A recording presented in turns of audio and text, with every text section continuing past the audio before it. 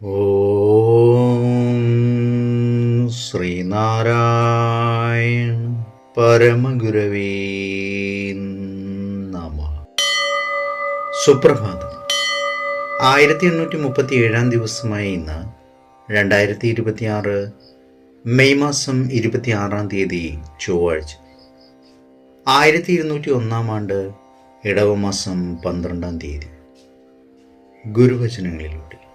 വിശ്വാസമില്ലാത്ത മതത്തിൽ ഇരിക്കുന്നത് ഭീരുതയും കപടവുമാണ്. ശ്രീനാരായണ ഗുരുദേവൻ.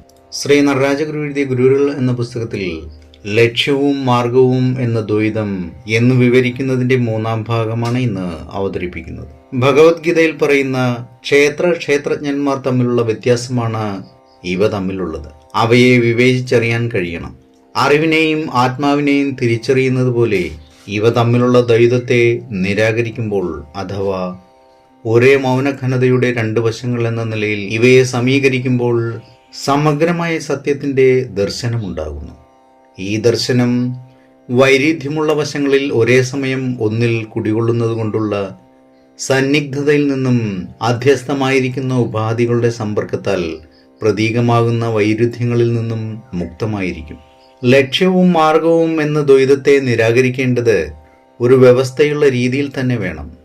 ഭാഗ്യപരീക്ഷയ്ക്ക് അതിൽ സ്ഥാനമേയില്ല.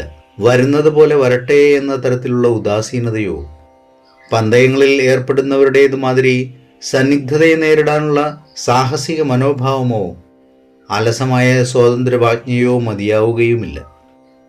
ഏവർക്കും നന്മ നിറഞ്ഞൊരു സുദിനമായിരിക്കട്ടെ എന്ന് ആശംസിച്ചുകൊണ്ട് നിർത്തുന്നു. നന്ദി, നമസ്കാരം. ഗുരുധർമ്മം ജയിക്കട്ടെ. ശബ്ദം നൽകിയത് സുജീഷ് മഹേശ്വരി.